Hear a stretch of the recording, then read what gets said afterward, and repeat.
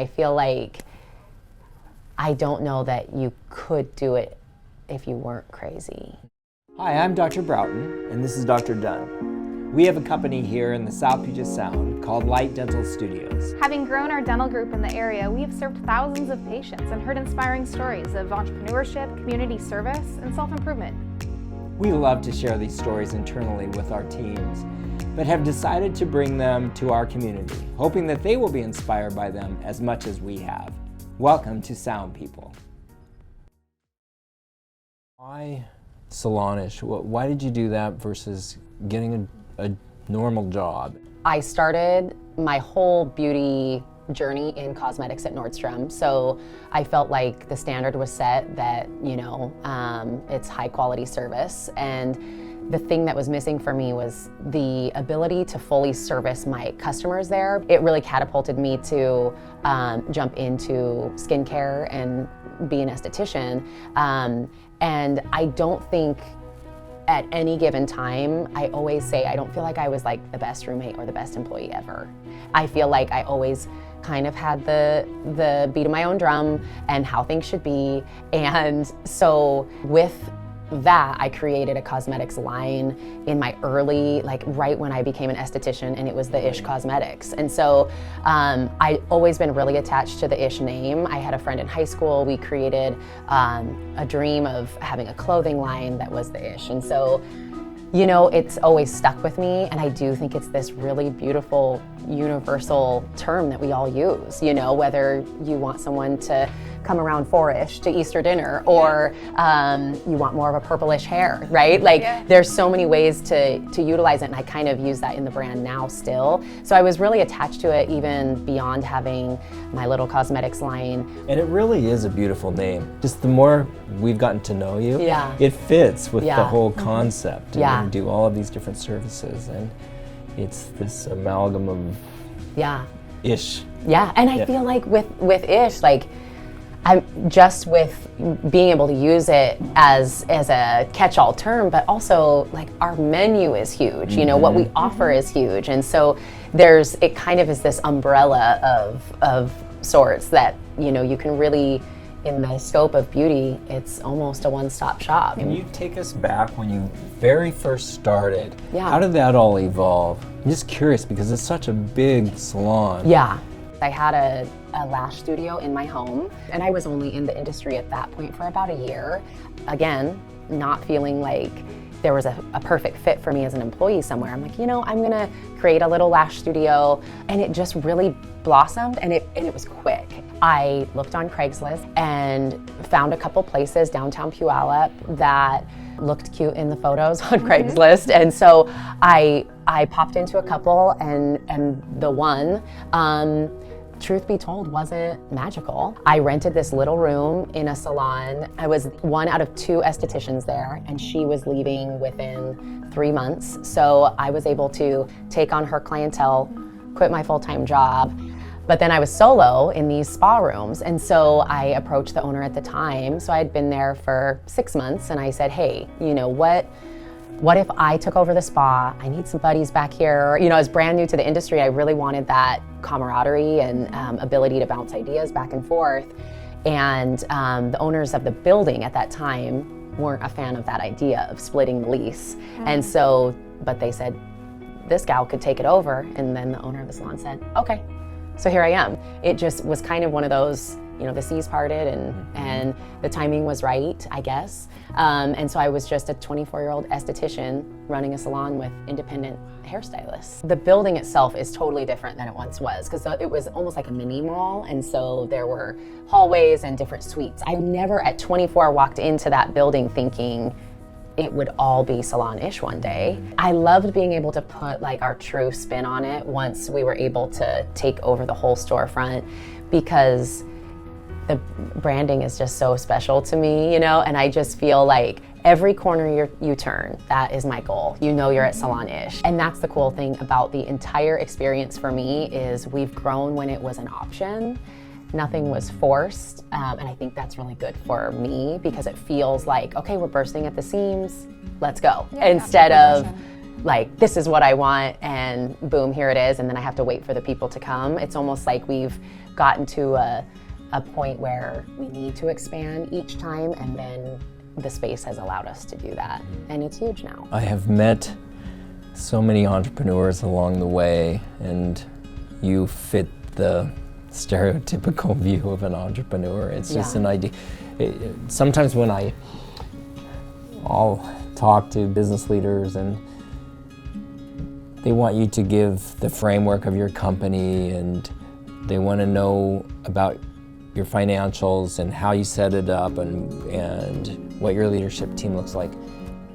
When you look at it in an academic box, most of us who've grown companies, we don't fit in that very well. We tend to have these ideas in our heads on how we think things could be better, and we push those, and then a company emerges, and then the structure comes afterwards. Absolutely. When it's just chaotic and messy. Out of necessity.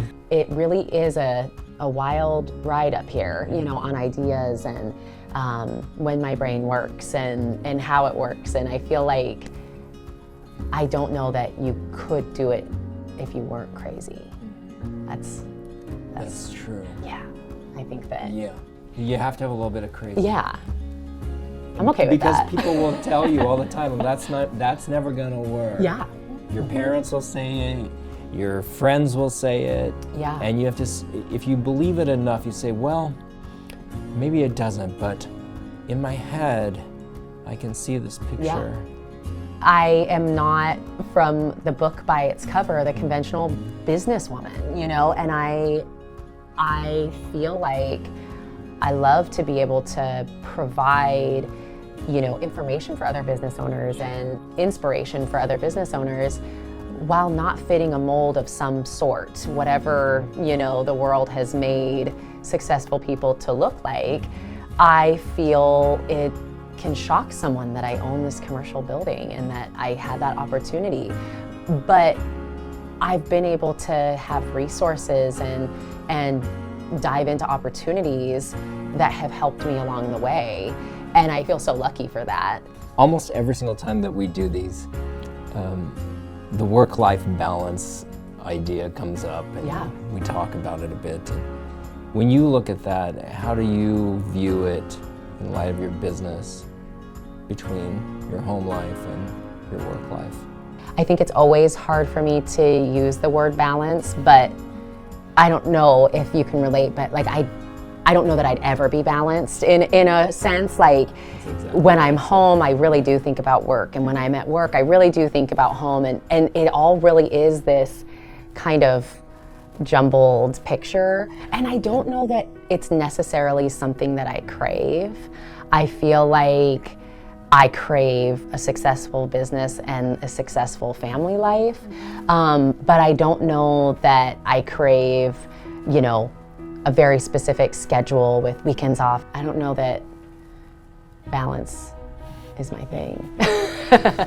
And people do ask, like, how do you do it all? What does that look like? And I really don't do it all. I have such a kick-ass leadership team. I have, you know, a husband who's all in. I have my parents who, you know, do pick up and drop off when needed. You know, I have his parents. There's just so many layers to this equation that I love, that it gives this perception that I do it all, but it's just not real, you know? And there's definitely times where I'm, you know, lacking here or there, but, you know, the pieces get picked up for sure. So, and I think that's just life. I think just in an entrepreneur's brain, it's just crazy. Do you have moments where you say, I can't do it anymore? Yeah. I can sometimes feel that sense of weakness of like, oh, like I gotta tap out. Someone's gotta be better at this than me. But then I saddle back up and I'm fine, you know? So. It's the short pity party of, there's not a lot woe of is time. me, and then tomorrow go to work. Exactly, Dr. Brown says. Yeah, there's just not a lot of time to stay in that, which I think for any of us in this role, like you have to have that grit to be able to saddle back up. I've definitely thought about what would I do?